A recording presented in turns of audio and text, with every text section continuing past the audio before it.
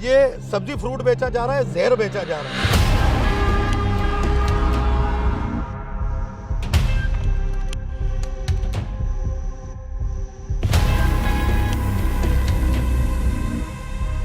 काफी तादाद में बजट आता, वो जाता कहाँ है? सब्जी मंडी में स्वीपर रखे हुए हैं। वो तो मैं हाल देख रहा हूँ।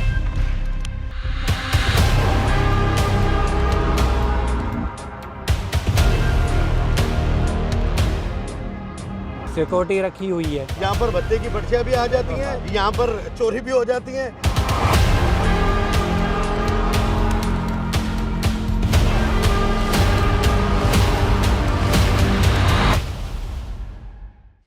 जो कुछ भी हालात है तुम्हारे सामने है नहीं है तो मुतमईन है कहीं के अब इन हालात से? हम सब हालात अब अपने बैठे हुए अपना रोजी को मारेंगे और क्या करेंगे? हम किससे लड़ेंगे, किससे अच्छा। लड़ते? कोई लड़ने वाला हमारा चक्कर नहीं है ना किसी से।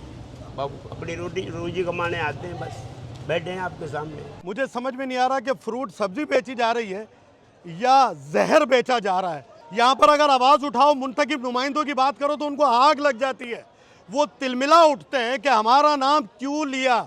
आपका नाम नहीं लेते, आप अकले कुल हैं, आप मुकम्मिल इंसान हैं, लेकिन एक आम आदमी को जहर तो ना बांटे ये गंदगी के नाम पर। म्युनिसिपल कॉरपोरेशन अरबों रुपया मिल रहा है, यूसी चेयरमैन, टाउन चेयरमैन, कहाँ जा रहा है ये पैसा, किसकी जेब में जा रहा है पैसा, कोई पूछने वाला नहीं है।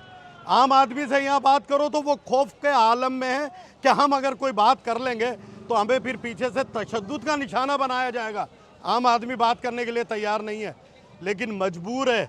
उनकी मजबूरियाँ सुनता हूँ, उनकी बातें सुनता हूँ, हमारे हाथ पकड़ पकड़ के लेके जाते हैं कि ये सूरत हाल है। लावारिस हैदराबाद की एक छोटी सी कहानी है। यहाँ के इंचार्ज है अहमद अली सुमरो साहब, मैं इनसे गुफ्तगू करूँगा। ये सब्जी फ्रूट बेचा जा रहा है, जहर बेचा जा रहा है यहाँ पे। ये जो सीवरेज निज़ाम है, कुछ दिन कल ये ठेकेदार था, इनकी शिकायत पे हमने उसको मुअत्तल कर दिया है। इंशाल्लाह 2 दिन में ये क्लियर हो जाएगा। ऑप्शन प्लाट आप देख रहे हैं, ये आड़तियों के लिए है, मखसूस है। आप बोले लगाओ, माल बेचो, चले जाओ। ठीक है। यहाँ पे क्या होता है कि आरती माल लगा के फिर माशाखोरों को बेच देते हैं। माशाखोर शाम तक बैठे होते हैं, जितना भी उनका कचरा निकलता है वो फेंक देते हैं, यहाँ इधर फेंक देते हैं। जैसे आपका करेला हुआ, मिर्चें हुई, आपके सामने मैं आपको दिखा सकता हूँ, वो पड़ी हुई है, तो वो जाहिर सी बात है कचरा होगा।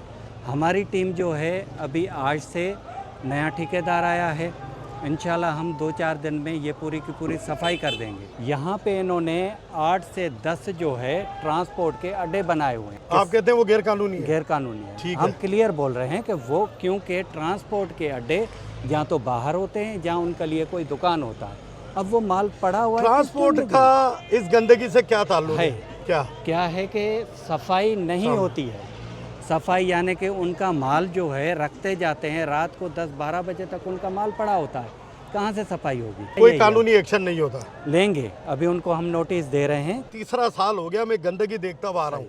आप 2 दिन का क्लेम कर रहे हैं, हम 4 दिन बाद फिर आ जाएंगे इधर इंशाल्लाह। लेकिन जो बजट आ रहा है, जो इनकम आ रही है, चाहे आप गेट की मद में ले रहे हो, चाहे आप टैक्स की मद में ले रहे हो, वो बजट एक अच्छा खासा काफी तादाद में बजट आता, वो जाता कहाँ है? सब्जी मंडी में स्वीपर रखे हुए हैं। वो तो मैं हाल देख रहा हूँ। वो ठेका जो दिया हुआ था, इसीलिए इन शिकायतों पे ही उनसे मुअत्तल कर दिया है। ठीक है। सिक्योरिटी रखी हुई है। चोरी वारदातें सब हो रही हैं।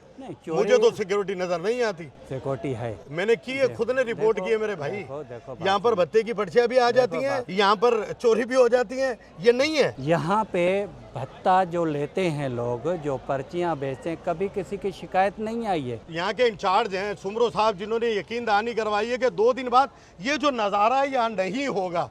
अच्छा, वजह भी बता दी है कि यहाँ की जिम्मेदारी है, चंद गैर कानूनी अड्डे या चंद लोग जो हैं वो सामान अपना यहीं रखते हैं, जिसकी वजह से सफाई नहीं होती और ये सारी खराबियाँ पैदा होती हैं। लेकिन मैं एक अरसे दराज से देखता हुआ आ रहा हूँ कि इतना बजट आ रहा है, सिंध गवर्नमेंट का बजट आ रहा है, फिर टैक्स लिया जाता है, फिर पर्चियाँ यहाँ पर आती हैं, गाड़ी वालों से पर्ची ली जाती है, जिसका 60% जो 60% जो है वो यही खर्च होना होता है, लेकिन खर्च होता हुआ नज़र नहीं आ रहा। लेकिन नई इंतज़ामिया है, नए कानून आ गए। अब इन्होंने कहा है कि हम चंद दिन में सब सुधार देंगे, हम फिर विजिट करेंगे और सूरत हाल का मुआयना करेंगे। जी।